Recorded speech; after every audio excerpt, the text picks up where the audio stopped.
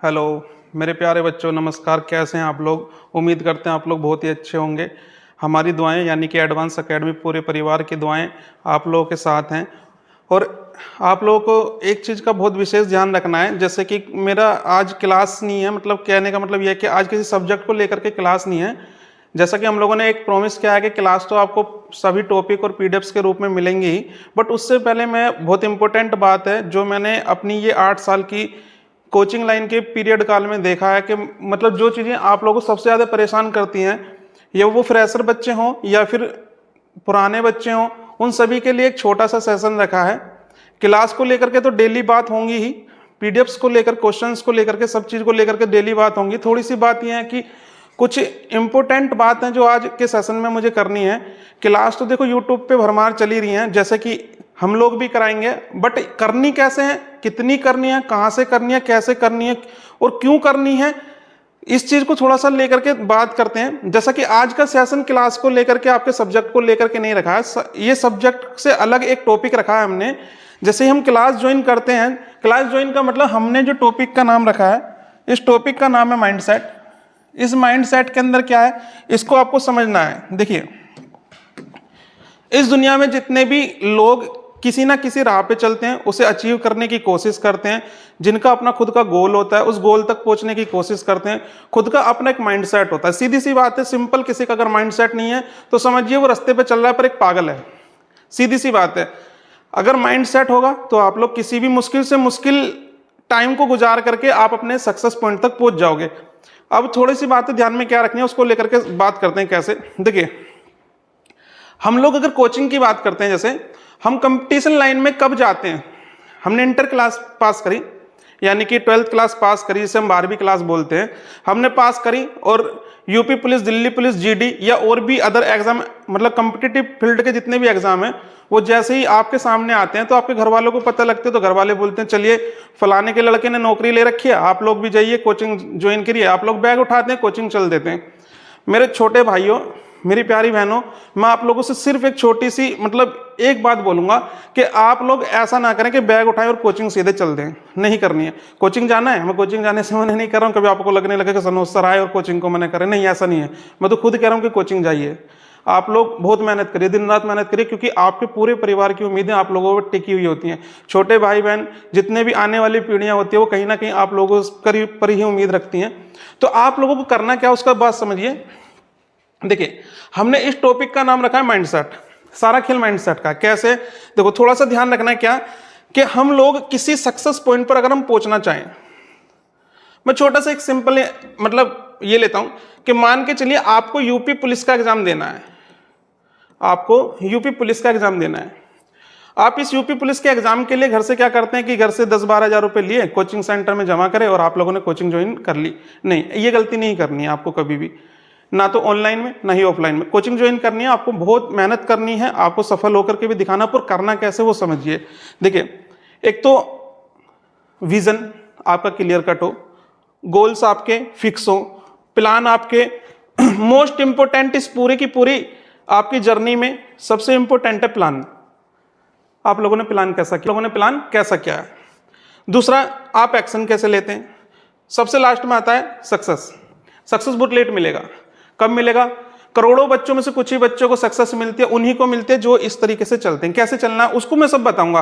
देखिए, आप थोड़ी सी एक बात समझने की कोशिश करनी है। क्या कोशिश ये करनी है कि किसी एग्जाम के अंदर मान के चलिए 10 लाख बच्चे बैठते हैं और 10,000 बच्चे इस एग्जाम को क्रैक करते हैं, तो इन बाकी के बच्चों से कुछ ना कुछ तो प्लानिंग करी होगी इन बच्चों ने, या इनों का कुछ मतलब अलग हार्ड वर्क रहा होगा, या कुछ भी स्मार्ट वर्क रहा होगा, तभी तो एक सक्सेस हुए होंगे। वो क्या वर्क है उसके पीछे ध्यान देना है। कैसे? देखिए, थोड़ी सी बात समझनी है। क्या, मैं इस टॉपिक को लेके चलता हूं। देखिए, कोई भी बच्चा है किसी भी कोचिंग के अंदर या कंपटीशन लाइन में कब घुसेगा? या तो जब वो 12th पास कर चुका होगा, जब बीए, एमए, ऐसी कोई ग्रेजुएशन या पोस्ट ग्रेजुएशन जैसी डिग्री वो ले चुका होगा, या कोई डिप्लोमा फॉर्म कंप्लीट करके वो आ चुका होगा, यानी कि डिप्लोमा की स्टडी कंप्लीट करके वो आ चुका होगा, तभी इन कोचिंग लाइनों के अंदर वो जाएगा।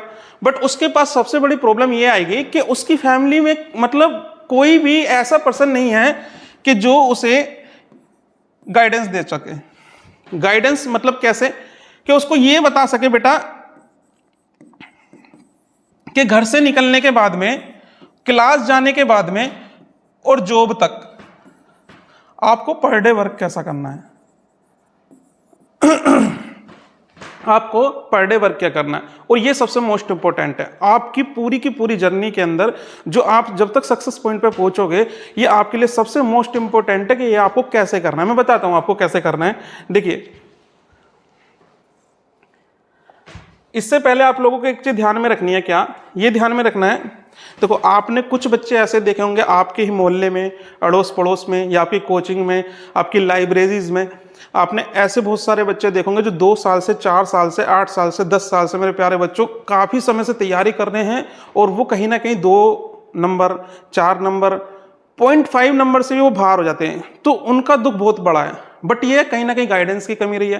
क्लास कंप्लीट कर लेना, सिलेबस कंप्लीट कर लेना, एग्जाम को दे के आना और एग्जाम में 1-2 नंबर से रह जाना, ये मतलब ये आपकी लाइफ का पार्ट रहेगा। जब आप कोचिंग की तरफ को मूव करोगे, कोचिंग से एग्जाम की तरफ को चलोगे, तो ये आपकी लाइफ का पार्ट रहेगा, नो डाउट। मतलब आप इसमें बने रहोगे। बट आपको क्लियर कैसे करना? देखिए, आपके सारी की सारी जर्नी के अंदर सबसे इंपॉर्टेंट क्या है, यानी कि सक्सेस पॉइंट तक पहुंचने से पहले आपके लिए सबसे इंपॉर्टेंट क्या है? एक विजन, गोल, प्लान, स्किल, ग्रोथ। सबसे मोस्ट इंपॉर्टेंट है प्लान कि आपने प्लान कैसा करा है, या आप लोगों को जो सिखा रहे हैं उन्होंने प्लान कैसा करा है, या आपके पीछे जो गाइडेंस चल रही है उनका प्लान कैसा है। हम इसको लेकर के अगर काम करना चाहें तो थोड़ी सी एक बात ध्यान में रखनी है। कैसे? देखिए मेरे प्यारे बच्चों, जैसे घर से लेके आपको पहले कोचिंग ज्वाइन करनी है, क्लास।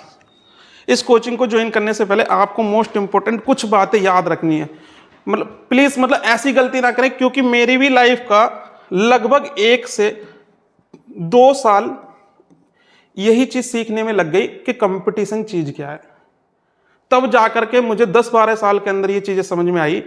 मतलब अब पढ़ने से लेकर के पढ़ाते हुए जब तक 8 साल हो गई हैं, ये चीजें समझ में आई कि नहीं, बच्चे की सबसे बड़ी प्रॉब्लम पढ़ना नहीं है। बच्चा तो बहुत पढ़ता है, पढ़ना भी चाहता है और पढ़ता भी है, दिन रात पढ़ रहा है। अगर वो 12 घंटे की लाइब्रेरी ज्वाइन करे हुए तो 9-9 घंटे पढ़ा है, जबकि 7-8 घंटे कंटिन्यू पढ़ने से 2 या 3 साल के अंदर आईएएस का एग्जाम निकल जाता है, और वो बच्चा मतलब यूपीएसआई तक का एग्जाम नहीं निकाल पा रहा है। तो प्रॉब्लम तो कुछ होगी। तो प्रॉब्लम्स क्या है उसको ध्यान रखना है। जैसे मेरी खुद की लाइब्रेरी और मेरी कोचिंग के अंदर बहुत से बच्चे ऐसे मिले मुझे लाइब्रेरी के अंदर जो 2-2, 3-3 साल से पढ़ रहे हैं और एग्जाम में 1 नंबर, 2 नंबर, 4 नंबर से रह के जा रहे थे। तो अभी हाल ही में उन 3-4 बच्चों ने एक बार मतलब बैठे, उनके साथ में मैंने डिस्कस करा प्रॉब्लम क्या है। तब ये चीजें मुझे समझ में आई कि नहीं, बच्चों को ये सारी चीजें भी मिलनी चाहिए। तो उन 4 बच्चों का सिलेक्शन हो चुका। वो पॉडकास्ट वाली क्लास के अंदर आपको सभी मिलेंगे बताते हुए क्या क्या चीजें। और उन इस चीजों को देख करके मेरा मन करा कि पहले क्लास कराने से ज्यादा अच्छा है कि क्लास तो बहुत लोगों की पढ़ी है, ऐसा तो कुछ नहीं है कि मैं अभी पढ़ाने आऊंगा। तो इसमें सबसे इंपॉर्टेंट क्या चीज ध्यान रखनी है। देखिए, जैसे ही आप घर से निकलेंगे क्लास के लिए, आपको सबसे पहले क्या करना है? क्लास ज्वाइन नहीं करनी। आप घर से कोचिंग निकलने से पहले आप अपने आप को 3 दिन दो, कम से कम 3 डेज आपको देने। ये मेरी बात बिल्कुल मान के चलनी है कि 3 दिन आपको देने हैं। कैसे देने? इन 3 दिनों के अंदर आपको क्या काम करने? 3 काम करने। सिर्फ क्या? एक तो जिस भी एग्जाम को, यानी कि जिस भी गोल को आप लेके चले, मान के चलिए मैं छोटा सा एग्जांपल लेता हूं, आप कुछ भी ले सकते हैं। जैसे मैंने कहा कि यूपीएसआई, इस एग्जाम को आप लेके चल लें। हाल ही में चल भी रहे हैं और दिल्ली पुलिस भी चल रहा है, बाकी और भी एग्जाम है। जैसे यूपीएसआई की अगर हम बात करें तो आपको यूपीएसआई का एग्जाम देना है, तो आपको इस एग्जाम की क्लास ज्वाइन करने से पहले क्या करना है उसका ध्यान देना है। कैसे? आप सबसे पहले इस एग्जाम को, सिलेबस को देखो। देखिए, आप इस एग्जाम के सबसे पहले सिलेबस को देखिए। क्यों देखना है? उसका रीजन, मान के चलो आपके पड़ोसी से आपकी लड़ाई हो गई और आपके पड़ोसी से आपकी लड़ाई हो जाती है और आपके घर में 2 जने हैं, उसके घर में 10 जने हैं, तो क्या आप उन लोगों को पीट पाओगे? नहीं पीट पाओगे। सीधी सी बात है, नहीं पीट पाओगे। भाई 10-10 होते हैं, 2-2 होते हैं, है ना? तो इसका मतलब क्या है कि आपको उन 10 को पीटने के लिए पहले उसके पूरी कमजोरी और अपनी ताकत का एहसास हो जाना चाहिए, तब आप उसे कर पाओगे। अब मैं ये नहीं कह रहा हूं कि पड़ोसी को पीटना है, उनसे लड़ना है, ऐसा कुछ नहीं है। आपको ध्यान का रखना है क्या कि अब मुझे इस एग्जाम के साथ में डील करनी है, मेरी लड़ाई इस एग्जाम से है, तो मुझे ये पता लग जाए कि इस एग्जाम के अंदर सदस्य कितने, तो 4 हैं। जैसे मैथ, रीजनिंग, जीएस और एक आपकी हिंदी, इन पे विशेष ध्यान देना है। दूसरा काम, इसी सिलेबस के अंदर आपको ये देखना है कि इनकी क्वेश्चन ऑफ क्वांटिटी कितनी आती है। जैसे अगर मैं सारे एग्जाम मतलब सभी सब्जेक्टों की देखूं तो 40-40 होते हैं, और इनको ऐड करोगे तो 160 क्वेश्चन हो जाते हैं। ठीक है, यानी कि इसका मतलब क्या हुआ, सभी का वेटेज इक्वल है, तो यानी कि चारों के चारों बराबर हैं, तो इनका ध्यान रखना है। अब जब आपको ये बात पता लग जाएगी कि मेरे को मैथ मेरी इंटर में बहुत अच्छी रही थी, ठीक है, जीएस मेरी थोड़ी खराब रही थी, मैथ और रीजनिंग इक्वल सी होती है, मैं इनको कंप्लीट कर लूंगा, और हिंदी मीडियम से मैं रहा हूं या नहीं रहा हूं कि मैं इसे कंप्लीट कर पाऊंगा या नहीं कर पाऊंगा, तब आपको क्लास ज्वाइन करनी है। मतलब कर तो लोगे आप, बट पहले आपको पता लग जाए कि किस रास्ते पे चलना है। आपको पता है सामने कंकड़ पत्थर कांटे पड़े, फिर भी चलना जरूरी थोड़ी ना है। तो इसका मतलब क्या है कि आप लोग पहले सिलेबस देखिए, सिलेबस के अंदर आने वाले क्वेश्चन देखिए, क्वेश्चनों के पैटर्न देखिए कि आप लोग उनसे कैसे डील कर पाओगे। ठीक, दूसरी बात, इसी के सामने फिर आपको दूसरे दिन क्या करना है, आप इसका प्रीवियस ईयर के कम से कम 3 एग्जाम आप देखिए, 3 एग्जाम कम से कम प्रीवियस ईयर के 3 एग्जाम देखिए। उसका फायदा क्या मिलेगा, आपको ये पता लग जाएगा पेपर का पैटर्न कैसा होता है, और पेपर का पैटर्न पता लगने से आप लोगों को सबसे अच्छी बात ये होगी कि मतलब ये पैटर्न होता है कि मैं इसको कवर कैसे करूं, कितना करूं, एक माइंड सेट हो जाएगा। मैं अब भी कह रहा हूं सारा गेम माइंड सेट का है। कोई बच्चा 6 साल में जॉब नहीं ले पा रहा, कोई बच्चा 6 महीने में ले पा रहा है, सब खेल माइंड सेट का है। यही सारी चीजें मैं आपको बताऊंगा। अभी लर्निंग कैसे होते हैं, कैलकुलेटिव कैसे होते हैं, कहां होना है, इसका भी ध्यान रखना। थोड़ी सी तीसरे दिन की बात और समझिए। अगर मैं थर्ड डे की बात करूं, यानी कि तीसरे दिन की मैं बात करूं, आपको एक काम जरूर करना है। जैसे आपने ये प्रीवियस ईयर वाले जो एग्जाम लिए, इनको आपको क्लियर करके नहीं देखना है, इनको एनालाइज करना है तीसरे दिन कि हाँ मैं ऐसा एग्जाम आएगा, ऐसे ऐसे करना है, इतना करना है। उसके बाद में आप चौथे दिन जाइए, फोर्थ डे जाइए, कहाँ जाना है आपको, क्लास के अंदर। फिर आप दुनिया के किसी भी कोचिंग सेंटर में जाइए जो आपको अच्छा लगता हो, उस कोचिंग सेंटर को आप ज्वाइन कीजिए और मेहनत कीजिए। फिर दूसरी बात, सबसे ज्यादा सतर्क किस चीज से रहना, उसका भी मैं बताता हूं आपको। देखिए, आप जिस भी कोचिंग को ज्वाइन कर रहे हैं, आपको उसके अंदर एक सिलेबस बताया जाएगा उसी एग्जाम के पॉइंट ऑफ व्यू से जिस एग्जाम को आप देना चाहते हैं। अब आपकी कोचिंग के अंदर 4 सब्जेक्ट कराए जा रहे हैं और चारों के चारे आपके एग्जाम के आने हैं, तो ऐसा तो है नहीं कि आपको सिलेबस बताया गया और टीचर्स कंप्लीट नहीं कराएंगे, टीचर्स कंप्लीट कराएंगे। जब टीचर्स उस सब्जेक्ट को कंप्लीट कराएंगे तो आपको एक गलती नहीं करनी है। अगर टीचर्स ने कहा कि 6 मंथ के अंदर आपका सिलेबस और रिवीजन वो करा देंगे, तो आपको इस 6 मंथ का वेट करना है, जबरदस्ती नहीं करनी है। जबरदस्ती कैसे, देखिए जबरदस्ती ऐसे नहीं करनी है। पता लगी आप क्लास के अंदर मैथ भी पढ़ रहे हैं और आप अपने यूट्यूब पे भी जाते हैं, अदर किसी टीचर्स से भी मैथ पढ़ रहे हैं। अब उसमें क्या कर रहे हैं आप लोग, आप चारों सब्जेक्ट आपको इक्वल लेके कंप्लीट करने थे, बट आपको जो टाइम आपके क्लास के अंदर होने वाले वर्क में देना था पूरा 100%, आपने 50% यहां दिया और 50% यहां दिया। इसका मतलब आप ईमानदार 100% किसी के लिए भी नहीं है, ना तो उस दूसरे टीचर के लिए, ना जिस टीचर से आप पढ़ रहे हैं उसके लिए। तो ये कहीं ना कहीं गलत है। और कहते हैं ना, एक सीध में चलिए, अगर दोनों तरफ को भगोगे तो आप कभी भी सक्सेस नहीं हो पाओगे। इन 2-3 चीजों का बहुत जरूर ध्यान रखना है। इसका मतलब क्या कि क्लास को ज्वाइन करने के बाद आपको जो टाइम सक्सेस होने मतलब सिलेबस होने के लिए जो आपको टाइम दिया गया है 6 मंथ का, उन टीचर्स पे भरोसा कीजिए और टीचर्स पे भरोसा करने के बाद में उन्हें टाइम दीजिए और उन्हीं के सिलेबस को करना। अब इसको करना कैसे, मेरी बात समझिए। देखिए, आप पर डे, मैं इसको हटाता हूं, आप मान के चलिए पर डे सुबह से लेकर शाम तक 10 रोटी खाते हैं, ठीक है, आप पर डे 10 रोटी खाते हैं। आपने क्या काम करा, 10 रोटी खा ली, एक बर्गर खा लिया, एक चाउमीन खा ली और 10 आइटम और खा लिए। क्या आपको नहीं लगता आपका पेट खराब होगा? बिल्कुल होगा, स्वाभाविक है। आप यही काम कर रहे हैं। जो क्लास के अंदर आज के दिन काम कराया गया उसको तो आपने घर जाके ना लर्न किया, ना रिवीजन किया, ना प्रैक्टिस की, और आपने क्या काम करा, और 4 जगह की क्लासों से आपने क्लास लेनी शुरू कर दी। इसका मतलब आपने सेल्फ स्टडी कुछ नहीं करी। आपने क्या काम करा, दूसरे टीचर्स को एक्सेप्ट करते गए और आप अपने आप पे बर्डन बढ़ा रहे हैं। मेरे इसको कहने का मतलब क्या, आपका प्लान कैसा हो इसको भी समझिए थोड़ा सा। मेरे कहने का मतलब यह है कि आपका प्लान ऐसा हो कि आप जहां से भी क्लास ले रहे हैं, जिस भी सब्जेक्ट की ले रहे हैं, उसी सब्जेक्ट के एक नोट्स रखें, जिसे आप क्लास नोट्स भी कह देते हैं।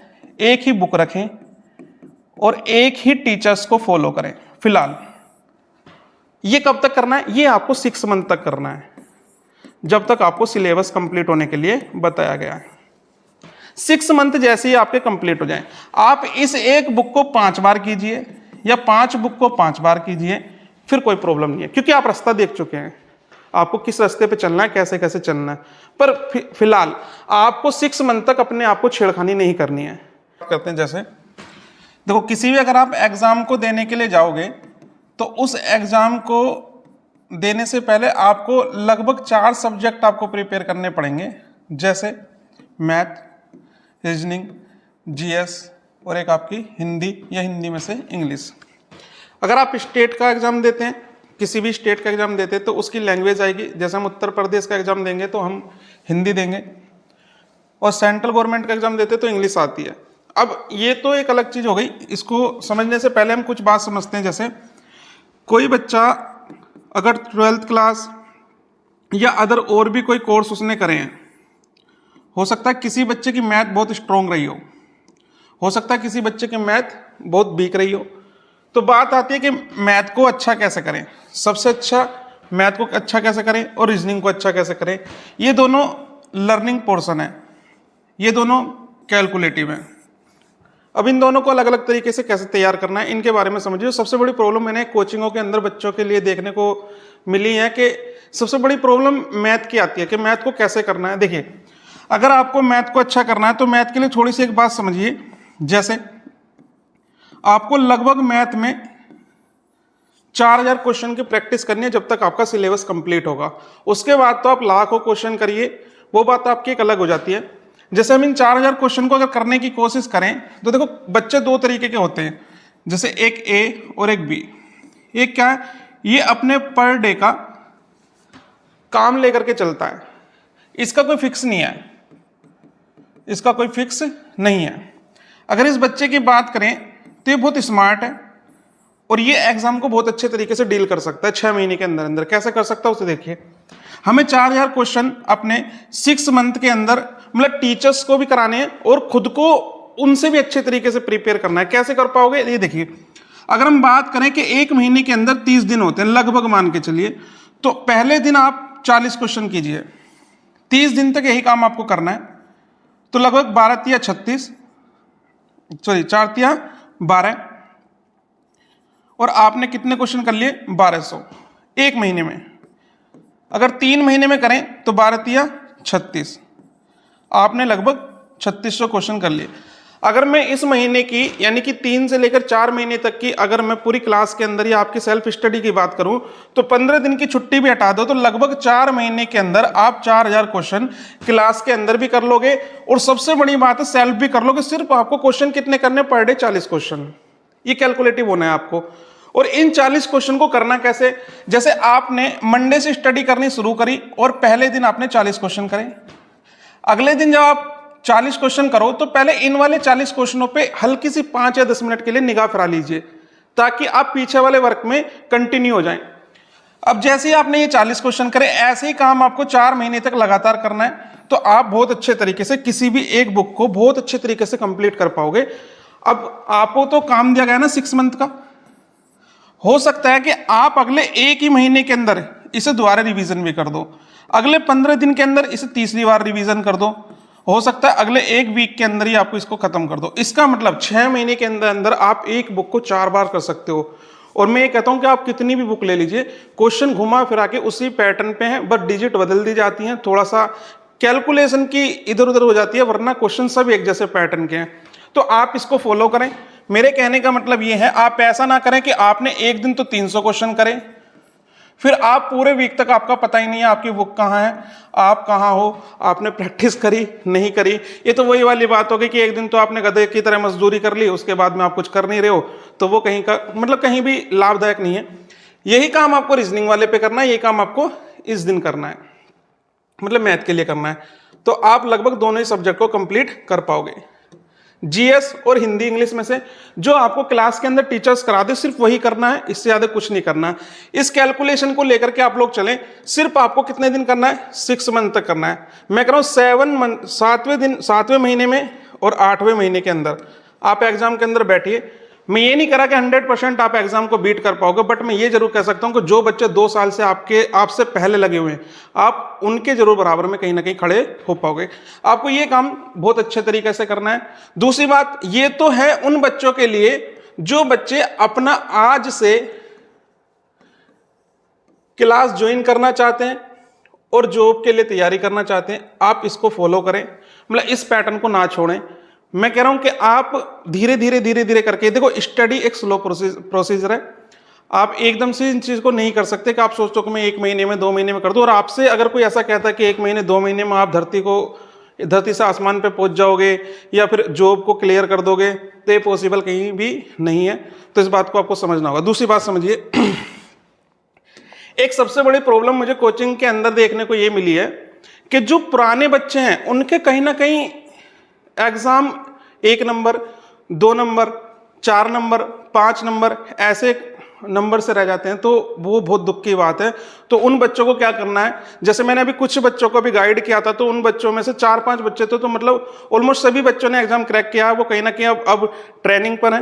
तो इन्होंने क्या काम करा, देखिए आपका जैसे ही उनका सिलेबस कंप्लीट हो गया है, जो पुराने बच्चे हैं, आपने रिवीजन भी कर लिया है, प्रैक्टिस भी अच्छी कर ली है, बट एग्जाम में कहीं ना कहीं आप 0.5 से, 1 नंबर से, 2 नंबर से, 3 से या किसी भी नंबर से आप रह रहे हैं, तो आप इन नंबरों को कैसे करें। देखिए मान के चलिए आपको 150 क्वेश्चन का पेपर देना था, आपकी मेरिट जानी थी 105 नंबर पर। आपने टेस्ट सीरीज जो ज्वाइन की है उसके अंदर कभी 100 नंबर आ रहे हैं, कभी 101 नंबर आ रहे हैं, कभी 99 रह जा रहे हैं। इस तरीके से आपके नंबर आ रहे हैं। तो आपको इन नंबरों को कैसे इंक्रीज करना है, मतलब बढ़ाना कैसे। देखिए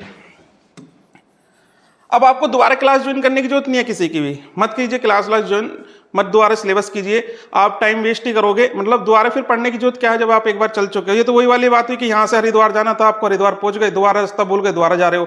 तो ये तो खामोखा की टाइम वेस्ट करने वाली बात है। वो करना क्या है वो समझिए। जैसे आप ना 20 से लगभग 30 प्रैक्टिस सीरीज यानी कि 30 टेस्ट सीरीज ज्वाइन करनी है आपको। अब आप मान के चलें कि मंडे वाले दिन आपने पहला टेस्ट लगाया, कौन सा, पहला टेस्ट, और इस पहले टेस्ट के अंदर आपने 150 में से 90 नंबर ले लिए और 60 नंबर आपके कट गए, मतलब 60 क्वेश्चन आपसे नहीं हुए। तो इन 60 क्वेश्चनों के साथ में क्या करना और 90 क्वेश्चनों के साथ में क्या करना, ये सबसे मोस्ट इंपॉर्टेंट है। आपकी सिलेबस खत्म होने के बाद रिवीजन और प्रैक्टिस के बाद का सबसे बड़ा काम यही है। क्या करना है आपको, देखिए आप फिर ट्यूसडे वाले दिन टेस्ट मत लगाओ, वेडनेसडे वाले दिन टेस्ट मत लगाइए। कुछ बच्चे क्या करते हैं, पर डे टेस्ट लगाते हैं, वो सबसे गलत बात है। मेरी निगाह में तो बहुत गलत बात है। क्यों, आप एक बात समझिए, आपने ट्यूसडे वाले दिन फिर टेस्ट लगा, हो सकता है ये नंबर 91 बन जाए, वेडनेसडे वाले दिन हो सकता है 92 बन जाए, बट आपको नंबर कितने लाने, 105। ये 105 कभी नहीं जाएंगे अगर आप ऐसे करते रहोगे। आपको काम क्या करना है, सुनिए। आपने जैसे ही ये पहला वाला टेस्ट लगाया, जैसे ही आप इस पहले वाले टेस्ट को लगाते हो, इस पहले वाले टेस्ट में ये जो आपने 90 नंबर पाए थे, इनके साथ आपको कुछ नहीं करना है।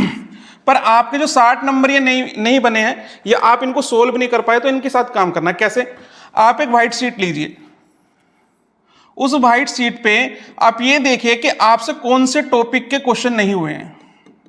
मान के चलिए आपसे परसेंटेज के अगर क्वेश्चन नहीं हुए, तो इसका मतलब क्या हुआ कि परसेंटेज में आपकी प्रॉब्लम है, करने के बाद भी कहीं ना कहीं डाउट है, कहीं ना कहीं कमजोरी है। तो उस कमजोरी को आपको दूर करना है। आप इसका काम कीजिए, टीचर से पूछिए, आप प्रैक्टिस कीजिए, फिर प्रैक्टिस कीजिए, और यही काम आप 2 दिन तक करिए। फिर आपको क्या करना, 2 दिन के गैप पर फिर अगले दिन, मतलब जो नेक्स्ट डे होगा आपका, इस दिन सेकंड टेस्ट लगाना है आपको।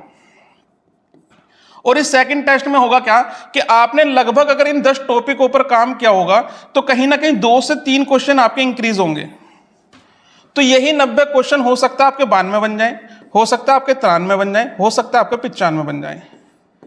ये सिर्फ एक टेस्ट करने पर काम होगा, मतलब एक टेस्ट को करने के बाद जब दूसरा टेस्ट दोगे। ऐसा ही काम आपको कितने टेस्ट पर करना है, लगभग 20 से लेकर के 30 तक पर, मतलब 30 तक पर। अगर पहले टेस्ट का हम एनालाइज करके और उसमें 1 से 2 क्वेश्चन बढ़ा लें, और लगभग मान के चलिए हमने 20 टेस्ट करे, और हम एक का ही एवरेज मान लें कि हम पर टेस्ट में अगले टेस्ट के लिए 1 नंबर इंक्रीज कर रहे हैं, तो आप कहीं ना कहीं 20 नंबर बना लोगे। आपने नंबर कितने बनाए थे पहले टेस्ट में? 90। बाकी आपने कितने जोड़ लिए इसमें? 20। टोटल कितने हो गए? 110। चाहिए कितने थे? 105। आप मेरिट से कभी बाहर नहीं हो सकते। मेरे कहने का मतलब क्या है मेरे प्यारे बच्चों? मेरे कहने का मतलब ये है कि आप लोग हवड़ दबड़ मत कीजिए। आप करोड़ों बच्चों से लड़ना चाह रहे हो, मतलब उन बच्चों से भी लड़ना चाह रहे हो, उन टीचर से भी लड़ना चाह रहे हो जो एग्जाम के अंदर बैठेंगे, जो आपसे बहुत ज्यादा एक्सपीरियंस में, जो कहीं ना कहीं क्वेश्चनों को देखते हैं आंसर टिक कर देते हैं। आपको स्मार्ट वर्क करना है। कैसे करना है? इन्हीं 3, 4, 5, 6 महीने के पीरियड में आपको स्मार्ट वर्क क्या करना है? पहली बात, आप कोचिंग ज्वाइन कर रहे हो, कोचिंग ज्वाइन करने से पहले आप बहुत अच्छे तरीके से उस पेपर को, उस पैटर्न को, उस सिलेबस को आप एनालाइज कीजिए, उसको देखिए आपको करना कैसे है। आप अपने 24 घंटे को बांट लीजिए, आपको कैसे कैसे उसको होल्ड करना, मतलब कैसे कैसे उस पर वर्क करना है। दूसरा, आपको क्लास ज्वाइन करने के बाद में 6 मंथ तक आपको कैसे चलना है, सिलेबस को आप लोग कैसे डील करोगे, ये आप लोग देखिए। उसके बाद में जैसे सिलेबस हो जाए, प्रैक्टिस कैसे कर रहे हो, रिवीजन कैसे कर रहे हो। उसके बाद में मोस्ट इंपॉर्टेंट है आपके लिए ये वाला पार्ट, सबसे इंपॉर्टेंट पूरी आपकी सक्सेस जर्नी के अंदर, इस टेस्ट सीरीज वाली बात पर सबसे ज्यादा फोकस देना है। क्या? देखिए, आप एक चीज समझिए, जो ओल्ड बच्चे यानी कि जो पुराने बच्चे हैं और जो न्यू स्टूडेंट हैं, जो न्यू स्टूडेंट है और जो ओल्ड स्टूडेंट है, दोनों में फर्क क्या है? सिर्फ इतना, इनको 2 साल हो चुके होंगे पढ़ने को, हो सकता है इनको 2 महीने हुए हो पढ़ने को, परंतु जब इनको 6 मंथ होंगे पढ़ने को, और जो बातें मैंने बताई, और जब इनको 2 साल से 2.5 साल लगभग हो चुके होंगे पढ़े हुए, और जब ये दोनों ही एग्जाम के अंदर बैठेंगे, दोनों ही एग्जाम के अंदर बैठेंगे, तो दोनों के लिए क्वेश्चन ऑफ क्वांटिटी इक्वल होगी, यानी कि 150 ही होंगे। हो सकता है कि ये वाला बच्चे 90 लेके आए, हो सकता है ये वाला बच्चा 110 ले आए। सिर्फ क्या है, इसने स्मार्ट एंड हार्ड दोनों वर्क किए हैं। इसने हार्ड वर्क किया है पर स्मार्ट वर्क नहीं किया है। पुराना वाला बच्चा यहाँ मार खा जाता है कहीं ना कहीं। तो मेरे कहने का मतलब मेरे प्यारे बच्चों ये है, जब आपके नंबर 90 पर आ चुके हो, 195 पे आ चुके हो, दूसरी बात, आपको 10 नंबर इंक्रीज करने हैं, मतलब आप सेफ होने के लिए 10 नंबर इंक्रीज करना चाह रहे हो, तो उस चीज पर काम कीजिए जो चीज आपकी वीक है। और वीकनेस का पता कैसे लगा? जब आप टेस्ट सीरीज ज्वाइन करेंगे, जब आप टेस्ट सीरीज को देंगे, आपको पता लग जाएगा मेरे कौन कौन से टॉपिक कमजोर हैं। देखिए, अगला टेस्ट जब भी लगाइए जब पुराने वाले से आप डील कर चुके हो। मेरे कहने का मतलब भी ये कि अगले वाले से बात जब कीजिए जो पुराने वाले को छोड़ चुके हो। कहने का मतलब ये, नहीं तो दोनों तरफ से आप कहीं ना कहीं पिसते रहोगे। तो आप बहुत समझदार हो। मेरे कहने का सीधा सा पर्पज ये है कि देखिए, 150 में से 90 नंबर लाना ये कोई बड़ी बात नहीं है। ये नया वाला बच्चा भी करेगा 6 महीने बाद, ये पुराने वाला बच्चा भी करेगा 6 महीने बाद, ठीक है, जब आप एग्जाम में बैठे होगे। पर 90 से लेकर के 105 या 110 के बीच का जो ये गैप है, ये वही बच्चा भर सकता है जो टेस्ट सीरीज को देकर एक टेस्ट देने के बाद में उस टेस्ट पर काम कर रहा होगा। आप पहला टेस्ट देखिए, आप ये गलती मत करना कि मंडे वाले दिन पहला टेस्ट लगाया 90 नंबर आ गए, आपने ट्यूसडे वाले दिन टेस्ट लगाया दूसरा, इसमें 91 नंबर आ गए, आपने अगले दिन फिर एक टेस्ट लगाया तीसरा, इसमें 92 नंबर आ गए। मेरी गारंटी, जब आप चौथा टेस्ट लगाओगे कहीं ना कहीं ये 89 भी हो सकते हैं। अगर आप इनके बचे हुए क्वेश्चन पर काम नहीं कर रहे हैं तो ये 100% कभी डाउन भी जाएंगे, और फिर आप इतने डिमोटिवेट हो जाओगे कि मैं 2 साल 3 साल पढ़ने के बाद भी कोई एग्जाम क्रैक नहीं कर पा रहा हूं। तो यही सबसे बड़ी कमजोरी है, और मैं इसी चीज पर वर्क करने के लिए आप लोगों से कह रहा हूं, क्योंकि एग्जाम टाइम पास है। तो आप लोग इधर उधर भगने से अच्छा टेस्ट सीरीज ज्वाइन करके और आप अपने कमजोर पॉइंट पर काम कीजिए, ठीक है। अगली क्लास में मिलेंगे। थैंक यू, धन्यवाद। क्लास अच्छी लगी हो तो कमेंट्स जरूर करें। जो भी आप लोग कुछ, मतलब आप लोग देखो, मेरे को सीखने की बहुत आदत है, ऐसा नहीं है कि हम ही लोग सिखाना चाहते हैं।